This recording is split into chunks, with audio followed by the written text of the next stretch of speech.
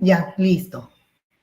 Ok, continuando con las clases teóricas, estoy en un lugar donde no hay mucha conexión de internet aquí en el hospital. Vamos a continuar con el tema TBC extrapulmonar. Si se deja de ver o hay algún problema, me avisan, por favor, jóvenes. Ya. ¿Han hecho ya su clase? ¿Han hecho su clase de TBC pulmonar?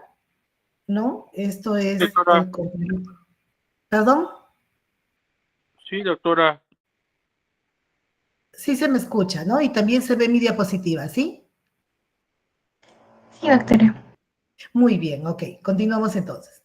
A medida de generalidades, yo sé que ustedes ya han visto la clase de TBC, ¿no? Pero bueno, es importante recalcar que hay más de 120 especies de Mycobacterium que son ácido alcohol resistente debido al alto contenido lipídico de su pared celular, lo que dificulta la penetración de colorantes, ¿no? Y por eso es que no los podemos observar en una tinción Gram, ¿no? Es de muy difícil acceso a este microbio, ¿no? Pueden sobrevivir semanas o meses en objetos inanimados, siempre que estén protegidos de la luz solar. Son altamente resistentes a ácidos, álcalis, desinfectantes, a la desecación y a la congelación.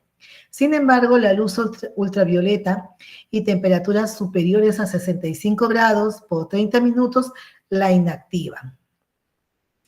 Presentan un crecimiento lento, con un tiempo de duplicación de 16 a 24 horas, por lo que sus colonias se van a hacer visibles después de todavía 4 semanas de incubación. La manifestación de la tuberculosis en niños es diferente a la de los adultos, ¿no? En la población pediátrica, la multiplicación de la bacteria es más rápida, debido a la inmadurez del sistema inmunológico del niño, ¿no? Lo que conlleva a que ellos a que tengan un mayor riesgo de progresión a formas graves y diseminadas de la enfermedad, ¿no? Los menores de 15 años, por lo tanto, van a ser considerados grupos vulnerables, ¿no?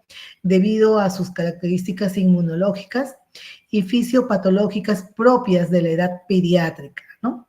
En particular, los niños menores de 5 años pueden hacer TB miliar, meningitis en un periodo inferior a los 3 meses tras la primoinfección.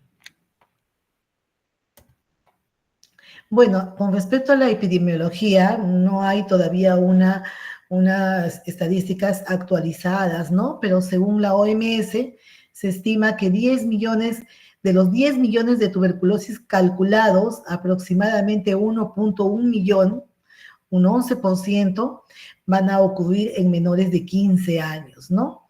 Con similar frecuencia entre niños y niñas. El Perú ocupa el segundo lugar de TB en Latinoamérica, ¿no? La tuberculosis en menores de 5 años representa un 15% de total de TBC, ¿no? Y esto se repite en casi todos los países de Latinoamérica. La tuberculosis va a ser un problema de salud pública a nivel mundial, a pesar de las políticas de salud implementadas para su diagnóstico y tratamiento.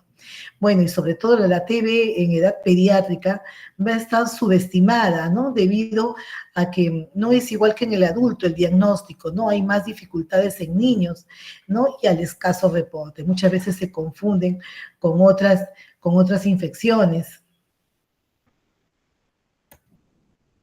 Bueno, esto es más o menos un gráfico para ver los casos de TBC, diferenciar los extrapulmonares de los pulmonares, ¿no? Como les digo, ¿no? El porcentaje en América Latina varía entre un 15 a un 18%, ¿no? En Perú, al 2019, habían un 18.35% de TB extrapulmonar, ¿no? Siendo un 81% de pacientes pulmonares, ¿no? Y esto estamos hablando en edad pediátrica, ¿no? Al 2019, y casi todos los años se repiten, ¿no?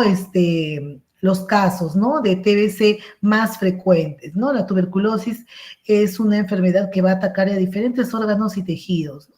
Pero hay lugares donde se van a dar con mayor frecuencia, ¿no? Y entre los primeros lugares siempre va a estar la TB pleural y la TB ganglionar, ¿no? Seguidos de la TB meningia, ósea, ¿no? Y menos frecuente en la TB renal. Claro, está más asociado a comorbilidades, ¿no? Se presentan en niños que tienen un compromiso en su sistema inmunológico, ¿no? Como niños con VIH, diabetes, cáncer, que van a ser más propensos a adquirir la infección. Bueno, y la TB extrapulmonar, aunque el pulmón es el órgano predilector para la tuberculosis, esta enfermedad, como les repito, se asienta en cualquier órgano o sistema del cuerpo humano, ¿no? La patogénesis de la TB extrapulmonar en niños difiere a la de los adultos, ¿no? Ya que en la edad pediátrica es común la progresión primaria a la diseminación linfohematógena, ¿no? Ya que en el adulto, por ejemplo, hay una reactivación, ¿no? Una reactivación de muchos años de un foco primario. Lo que sucede, lo contrario, en niños, ¿no? Donde hay una diseminación hematógena. Los niños van a constituir la población vulnerable, ¿no? Tras una primoinfección van a presentar más riesgo a desarrollar enfermedad y evolucionar a formas graves, ¿no? Se estima que un 10% de niños infectados por el Mycobacterium tuberculosis va a desarrollar enfermedad tuberculosa, ya que la mayoría lo va a hacer al año posterior de la primoinfección, ¿no? Usualmente los niños siempre se van a infectar al contacto con adultos o adolescentes, ¿no?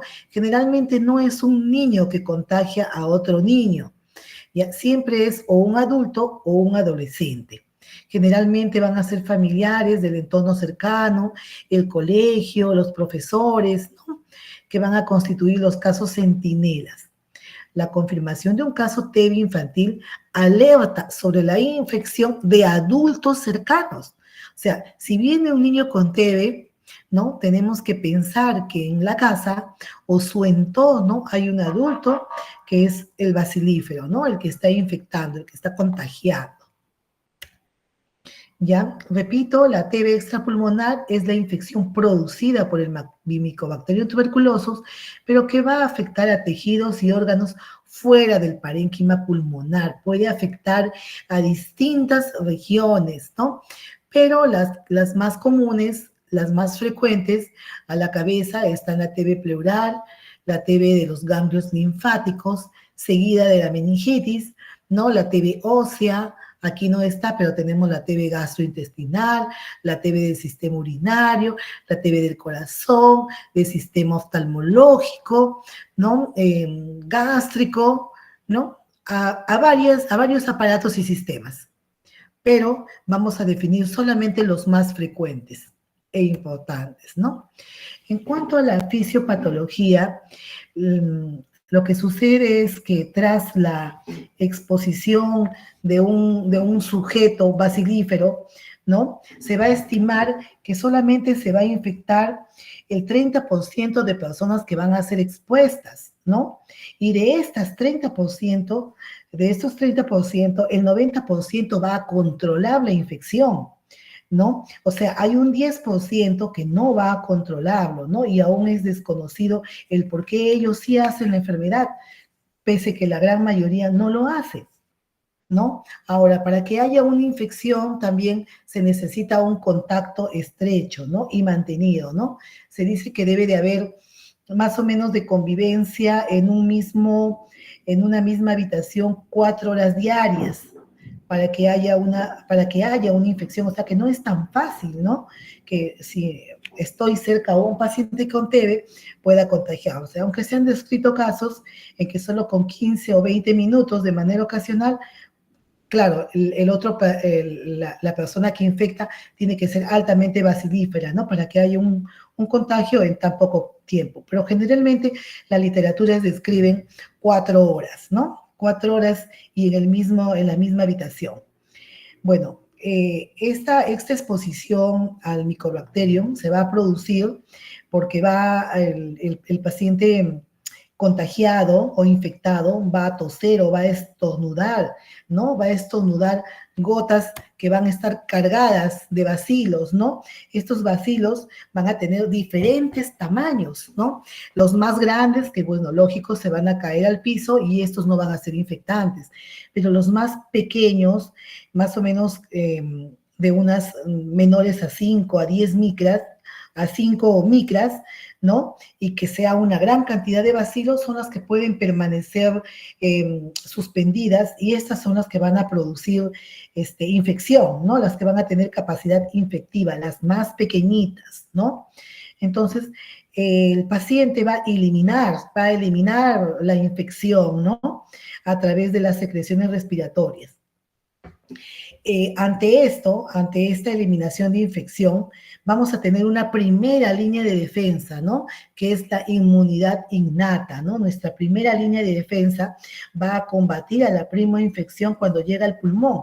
¿Qué es lo que va a suceder con esta inmunidad innata? ¿Quiénes van a conformar la primera línea de defensa?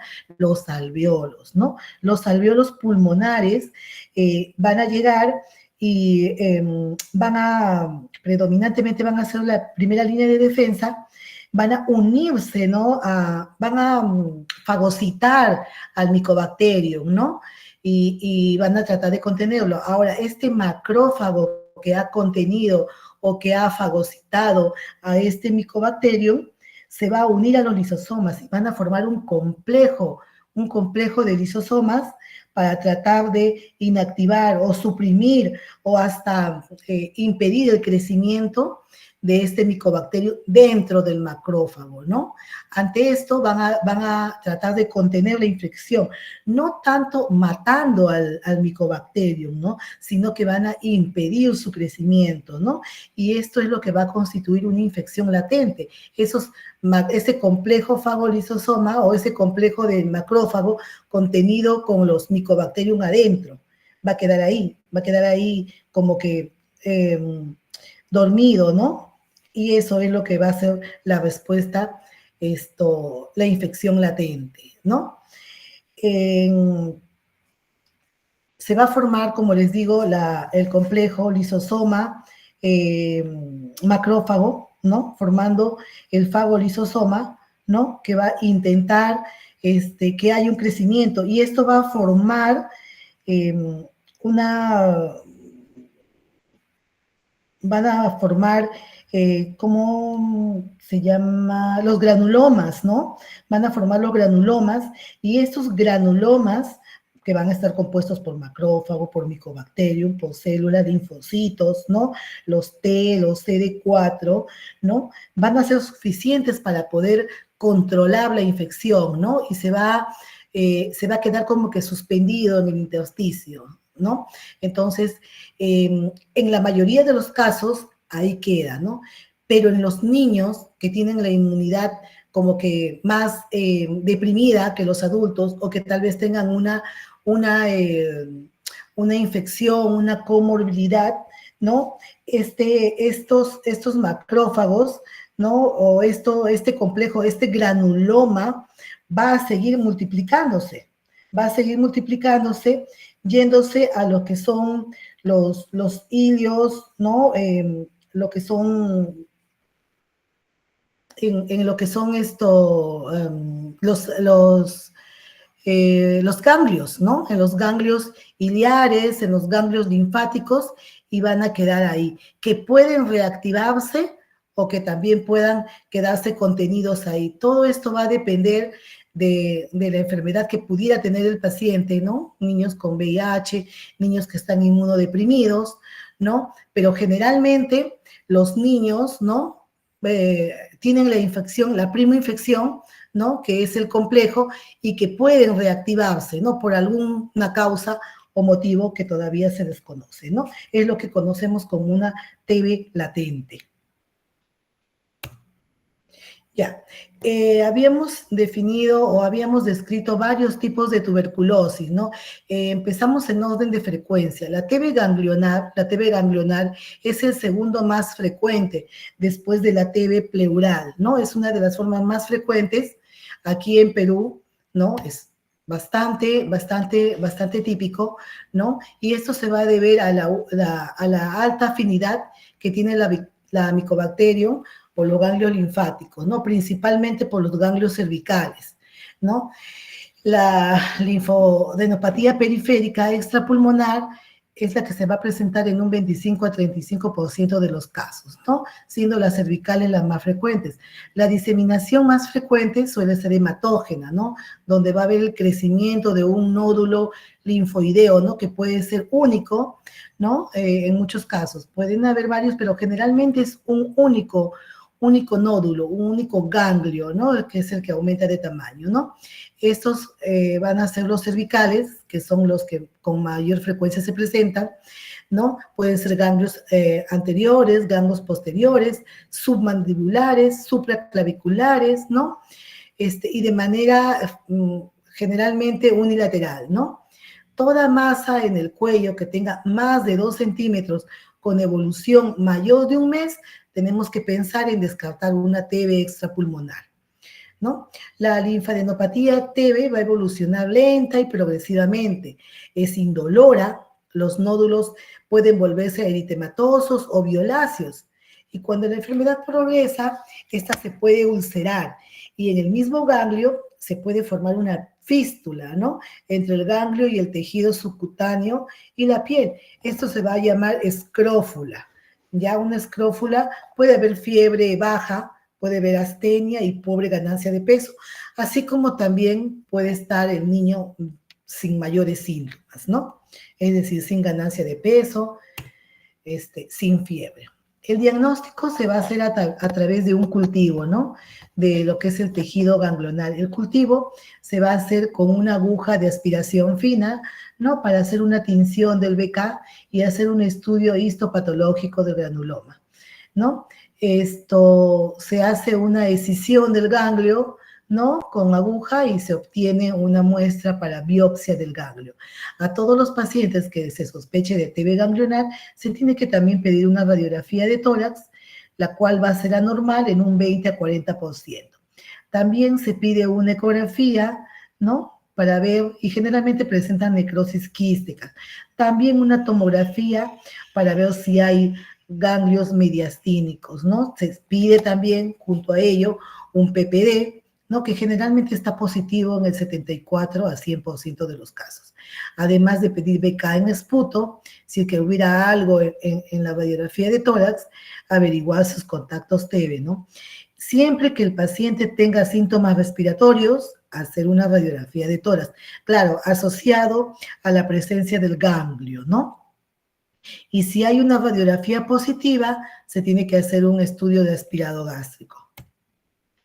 Bueno, como les digo, ¿no? En la TB ganglionar, la radiografía generalmente es anormal en el 20 a 40%. Vemos en la ecografía necrosis quística. El PPT también está positivo en un 74 a 100%. Y siempre tenemos que pedir BK en esputo si la radiografía es positiva. Creo que es lo mismo que la diapositiva anterior ya. El diagnóstico diferencial. Claro, también tenemos que hacer un diagnóstico diferencial, no todo es TB, ¿no?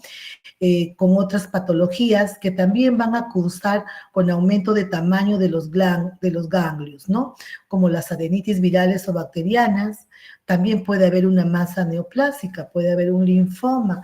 Tenemos que hacer el descarte, ¿no? Ahora, por su frecuencia en edad pediátrica, hay que tener en cuenta el linfoma o sarcoma, que también son frecuentes, ¿no? No son también nada raros. Enfermedades como la Bartonelosis genselae, que es conocida como la fiebre por arañazo de gato, ¿no? Donde produce fiebre persistente, acompañado, claro, de una masa, ¿no? De un ganglio aumentado de volumen. Toxoplasmosis, histoplasmosis, enfermedades del colágeno vasculares, o las producidas por micobacterias atípicas menos frecuentes. Bueno, el tratamiento lo voy a describir después porque generalmente todos los casos de TB extrapulmonar tienen el mismo tratamiento, excepto en la TB del sistema nervioso central, ¿no? En la TB del sistema nervioso central va a haber la afectación del sistema nervioso central. Ocupa el tercer puesto de las TB extrapulmonares, ¿ya? Y comprende fundamentalmente 3 entidades, ¿no? La TB meningia, el tuberculoma intracraneal y la aracnoiditis espinal. El más frecuente, la TB meningia, ¿no? O meningitis tuberculosa, ¿no? Que es el 95% de los casos y del cual vamos a hablar, ¿no? La TB meningia es la complicación más grave, pues causa alta morbilidad y mortalidad, ¿no? Cerca del 30% de pacientes mueren a pesar de un tratamiento, ¿no? Por lo que el desenlace clínico se va a desarrollar con el diagnóstico temprano, ya es importante, y el inicio empírico de tratamiento.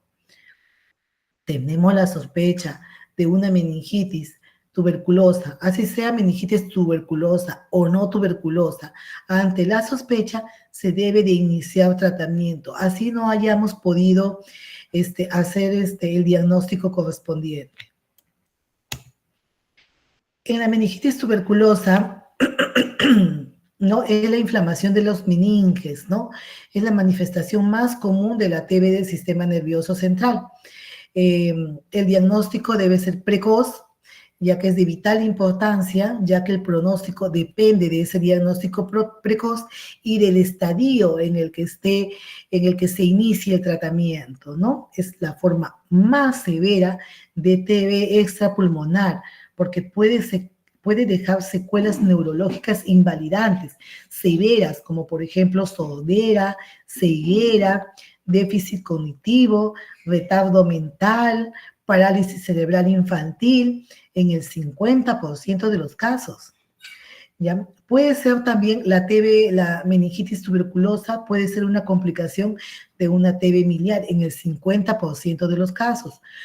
Por lo que siempre que diagnosticamos una TB miliar, se tiene que hacer una punción para descartar una TB meningia, ya que esté asociada al cuadro, ¿no? Este paciente, por ejemplo, ya ha hecho decorticación.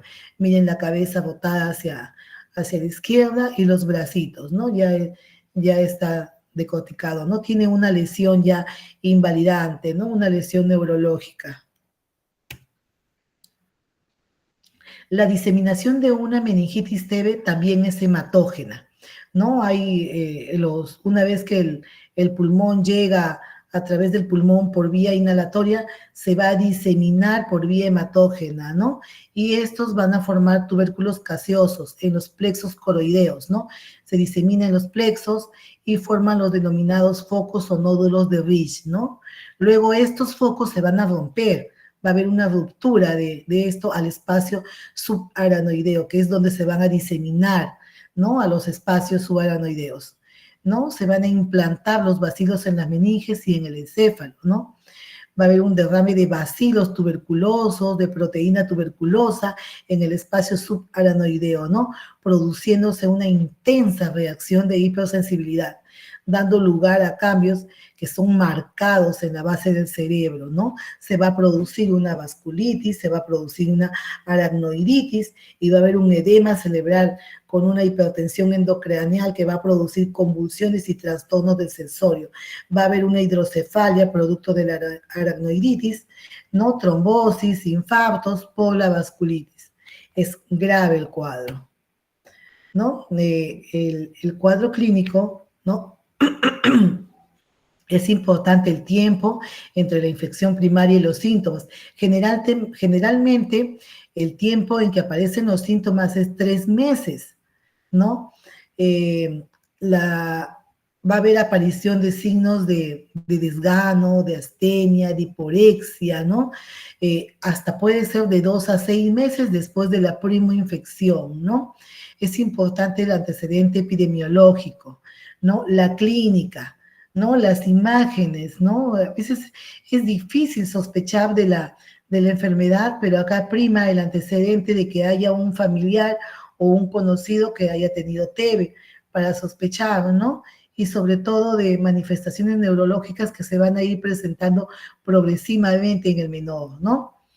La PPD, ¿no? La PPD es positiva cuando es mayor de 10, ¿no? La PPD es un examen que se hace en el bracito, ¿no? Donde se inocula el derivado proteico ¿no? Y hace una reacción alérgica, ¿no? También ante la sospecha se debe hacer una punción lumbar, ¿no? Donde vamos a encontrar el líquido cefalorraquídeo, pues con pleocitosis, ¿no? A predominio de neutrófilos y linfocitos. Va a haber un ADA positivo, ¿no? También tenemos que pedir exámenes de imágenes como radiografía de tórax, tomografía y resonancia, ¿no? Es vital detectar el BK en el líquido cefalorraquídeo para la confirmación, ¿no? Para hacer el diagnóstico definitivo de la TB del sistema nervioso central. El cuadro clínico generalmente es subagudo, ¿no? Hay más de una semana de clínica, ¿no? Generalmente hay fiebre en el 97% de los casos, hay vómitos con cefalea en el 50-70% de los casos, el menor está irritable, hay cambios en el comportamiento, trastorno del sensorio, convulsiones en el 50% de los casos, hay compromiso de los pares craneales, ¿no? El paciente poco a poco va a ir deteriorándose, ¿no? Empieza con signos y síntomas inespecíficos, ¿no? Que van a hacer el diagnóstico difícil en la etapa inicial, ¿no? El paciente deja de comer, generalmente lo regresan al colegio porque se duerme en clases, está desganado, a veces tiene fiebre, que va a pasar desapercibida porque son fiebres bajas, el niño deja de ganar peso, y cuando ya está en estadios avanzados, y empieza a haber hipertensión endocraniana, el niño comienza a vomitar, ¿no? Entonces tenemos que tratar de hacer un diagnóstico temprano para evitar las complicaciones. Hay una fase prodrómica que dura de 1 a 3 semanas, ¿no? Donde el inicio es insidioso, va a haber un malestar general, cansancio, diarrea, febrícula, cambios en la personalidad. Los lactantes hay retraso en el desarrollo. Viene la fase meningia es más brusca. Aquí ya vamos a ver características neurológicas pronunciadas, como el meningismo, la focalizan, ¿no? Hay una cefalea prolongada, hay vómitos, letargo, confusión, diversos grados de alteraciones de los nervios craneales, hidrocefalia, hipertensión, vasculitis, ¿no? Los niños generalmente no muestran irritación meningia, ¿no? A menos que ya sea un signo tardío, ¿no? Hay una fase paralítica, ¿no? Una fase donde el ritmo de la enfermedad se acelera y va a haber confusión, pasan al estupor y al coma, con convulsiones, hemiparesia o hemiplegia. Para la mayoría de los pacientes no tratados, la muerte sobreviene dentro de 5 a 8 semanas desde el inicio de la enfermedad. Estos son signos de irritación meningia, ¿no? Que generalmente se da en adolescentes o en adultos, ¿no? A veces poco vemos en niños, pero cuando ya lo vemos en niños, son signos ya tardíos. Bueno, las imágenes, ¿no? Que pedí una tomografía cerebral. En la tomografía cerebral vamos a ver signos de hidrocefalia en el 80% de los casos, ¿no? Esto que vemos acá es un signo de hidrocefalia, ¿no? Y la acumulación de agua en los plexos, ¿no? Hay aracnoiditis, hay edema con infarto, hay tuberculomas, ¿no? Acá no se ve muy claro, ¿no? Pero hay tuberculomas, hay edema, hay sisuritis, ¿no? En la resonancia cerebral hay aracnoiditis, lesión del tronco, de la médula. En la radiografía de pulmones podemos ver adenopatía iliar, mediastinal. Esto que ven acá son las adenopatías, ¿no? Podemos ver una enfermedad miliar. Acá no se aprecia muy bien la enfermedad miliar. Más adelante creo que tengo imágenes de radiografía de pulmones con enfermedad miliar, ¿no? Paciente con sospecha de MEC, pedir un ataque cerebral, ¿no? Idealmente antes de la punción lumbar. El hallazgo más frecuente que encontramos en ATAC va a ser la hidrocefalia, ¿no? Así como signos de inflamación de la meninges. También va a haber una alteración del citoquímico, ¿no? En el líquido cefalorraquídeo. Cuando es una MEC tuberculosa, generalmente hay pleocitosis, ¿no? Menos de 500 células por microlitro, ¿no? Miren, en una MEC bacteriana es una alta pleocitosis, más de 1000, ¿no? En una MEC viral, menos de 300, y en una MEC tuberculosa, menos de 500. ¿no? Va a haber a predominio de monocitos, va a haber proteinorraquia y va a haber hipoglucorraquia.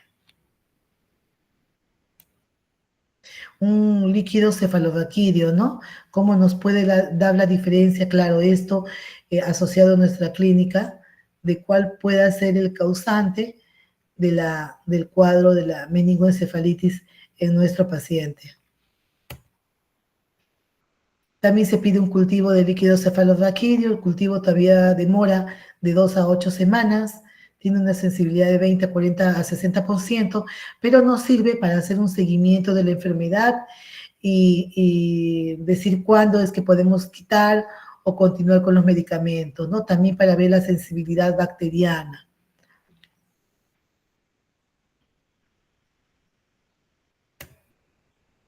Imágenes de la tomografía y resonancia magnética. Esto de acá, ¿no? Aquí hay una intensa inflamación, hay una aracnoiditis, aquí hay un edema. Ahí están las imágenes en las resonancias de los tuberculomas, ¿no? Los tuberculomas son lesiones hipodensas, infratentoriales, coexisten con los tuberculomas y meningitis, pueden desarrollarse o agrandarse según el tratamiento. Y bueno, el esquema de tratamiento, este esquema de tratamiento es un esquema general, ¿no? Acá, por ejemplo, en un solo cuadro, para la TB pulmonar y extrapulmonares ambos, ¿no? Pero cuando es la TB del sistema nervioso central, la TB miliar o la TB osteoarticular, el tratamiento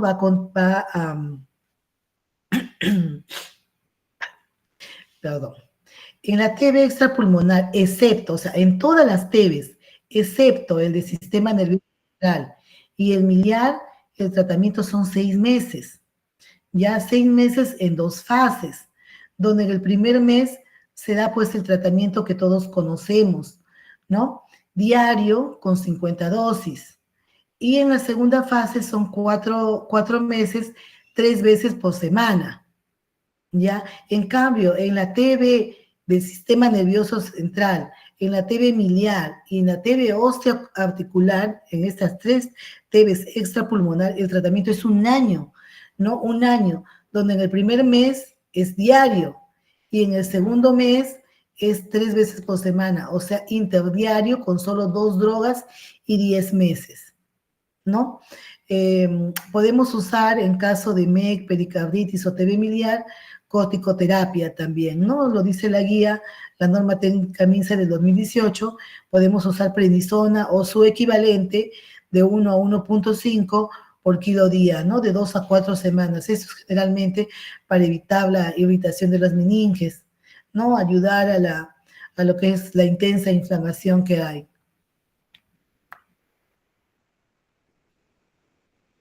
Las drogas que se utilizan, isoniazida, rifampicina, piracinamida y etambutol, ¿no? Son las 4 drogas que se utilizan en todos los casos de TB extra e intrapulmonar, ¿no? Solo difieren en el tiempo, ¿no?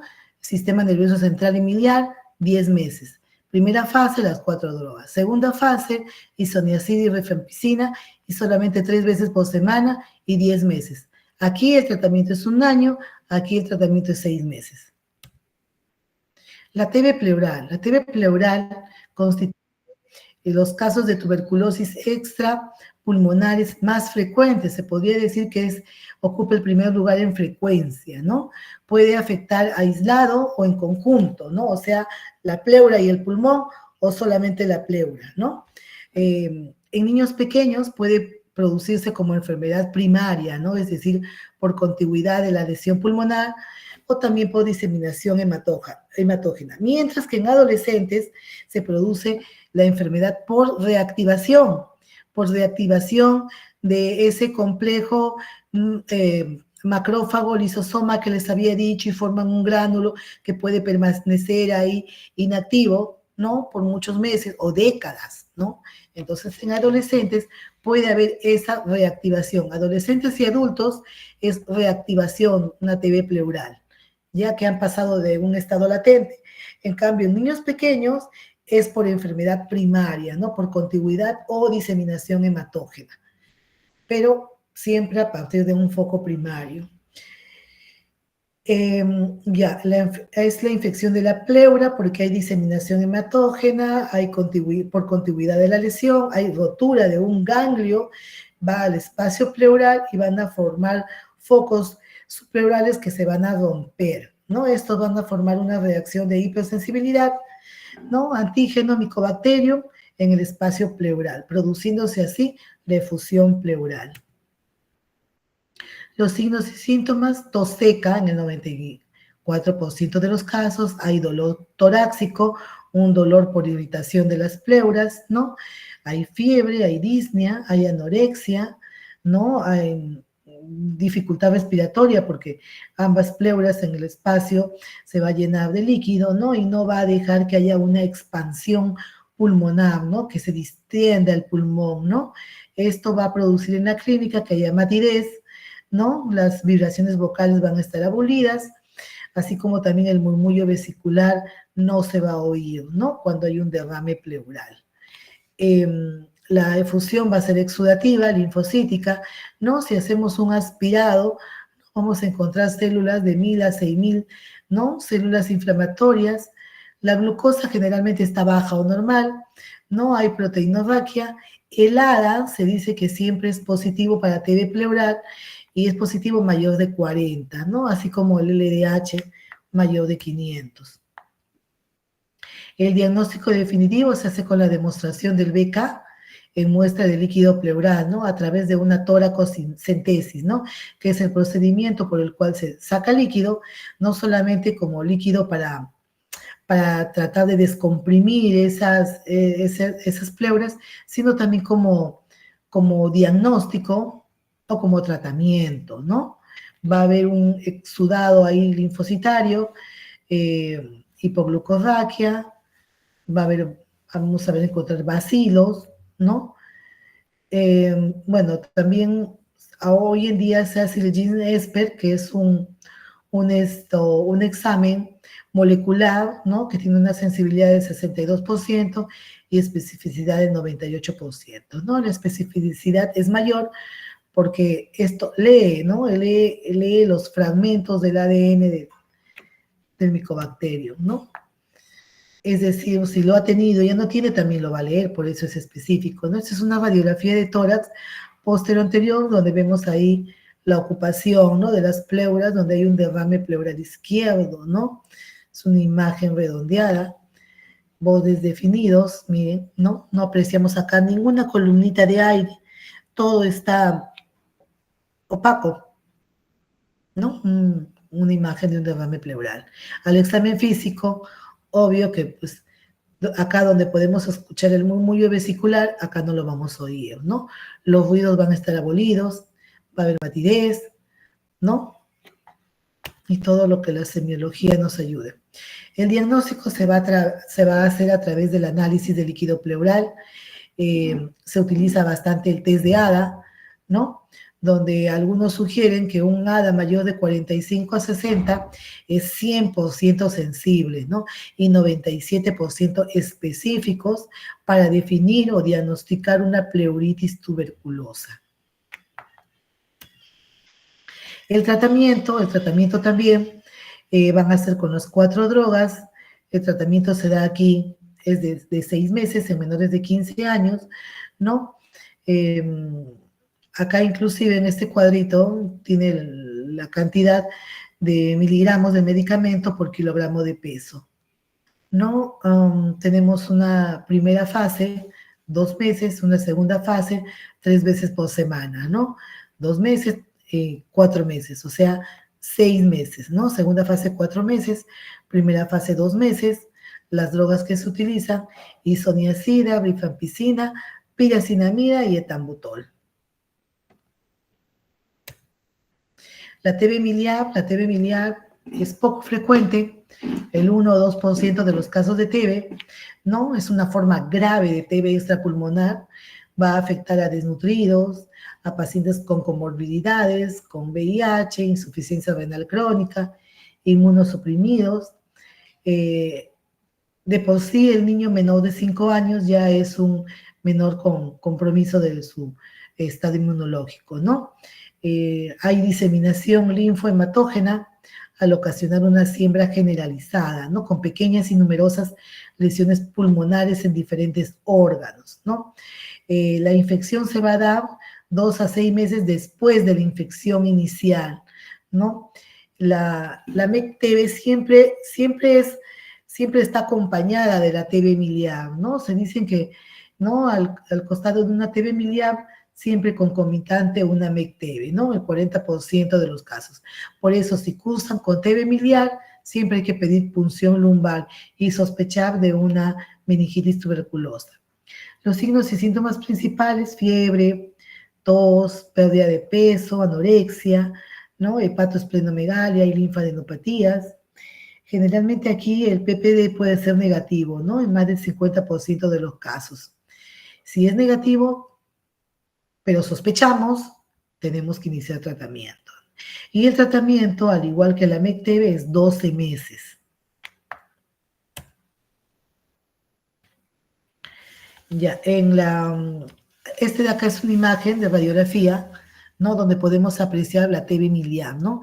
Si ustedes observan el pulmón, ¿no? Tiene, aparte de tener áreas de consolidación, miren, tiene como una lluvia en copos de algodón, ¿no? Es característico, ¿no? La imagen radiológica en una TB miliar. Vemos millas, ¿no? Millones. Todo esto son las bacterias. Puede haber también cavitación, consolidación, ¿no? Esto que vemos acá, este infiltrado algodonoso es consolidación neumónica, ¿no? Puede estar haciendo una neumonía también. Generalmente a veces vienen los pacientes con neumonía y son tuberculosis, ¿no? En caso de la TB ósea aurticular, va a representar el 11% de las formas de TB extrapulmonar, afecta a cualquier hueso, ¿no? Se va a producir una espondilitis, ¿no? Vamos a conocerla también como enfermedad de Pott.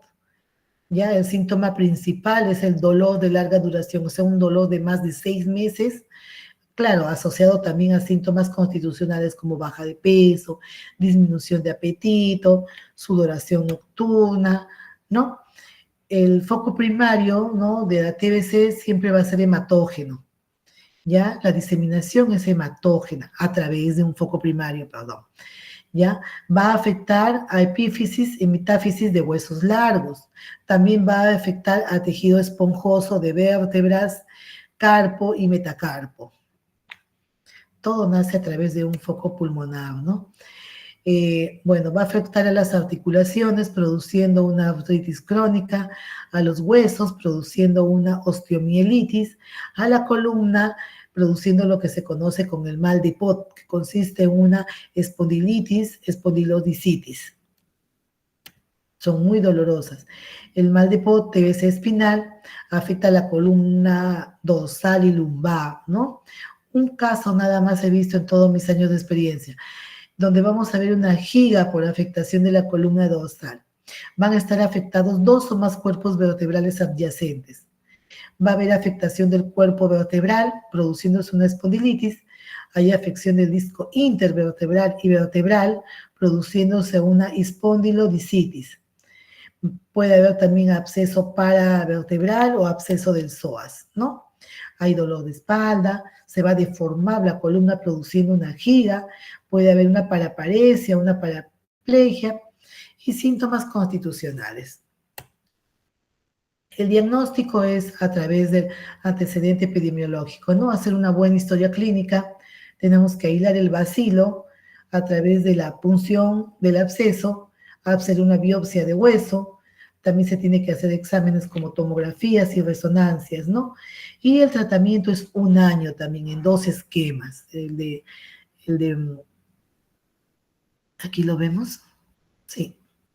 Acá hay destrucción, ¿no? Del cartílago, como pueden ver. En conclusión, bueno, la TB extrapulmonar es un tema largo, ¿no? Con decir que yo hago o he participado en clases, no como un tema solo, ¿no? He entrado a charlas de docentes donde solo hablan de TB ganglionar, otra charla donde hablan solamente de TB del sistema nervioso central, otra de TB pleural, ¿no? En cambio, en esta única clase veo todas las TBs extrapulmonares, es un poco difícil, es un poco como que también cansa, ¿no? Pero concluiremos en que de ellas la meningoencefalitis tuberculosa es la causa más común de MEC subaguda y la forma más severa de TB extrapulmonar. Produce lesiones neurológicas de por vida y hasta la muerte, ¿no? De no hacer el diagnóstico preciso, ¿no? Adecuado o a tiempo. Cuanto más precoz hagamos el diagnóstico de MEC-TB, menor es la posibilidad de secuelas. La TB ganglionar es la forma más frecuente de TB extrapulmonar. Los ganglios cervicales son los más frecuentemente afectados, pero siempre también tenemos que tener en cuenta los diagnósticos diferenciales, ¿ya? Porque casi todos los niños tienen ganglios inflamados, ¿no? Uno hace consulta y todos los días vienen mamis con niños con ganglios inflamados. Entonces hay que ver mucho la clínica y ver los diagnósticos diferenciales.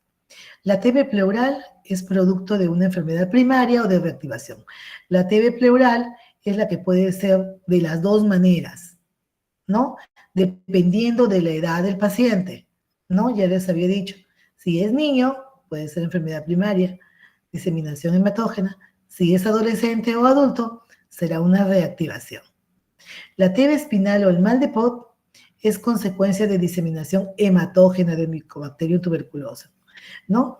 Debido a la densa vasculatura de los cuerpos vertebrales, produciéndose una osteomielitis de la vértebra. Las osteomielitis también son discapacitantes, ¿ya? Se pierde la articulación, se pierde la movilidad, ¿no? Por eso es importante hacer el diagnóstico para que no quede, pues, ¿no? Con afecciones de por vida. Repito, jóvenes, el tema es muy extenso. Para una sola clase, hablar de todos los tipos de TBs, como le digo, extenso, cansado, pero se recalcan las características más importantes, ¿no? No sé si tienen alguna pregunta.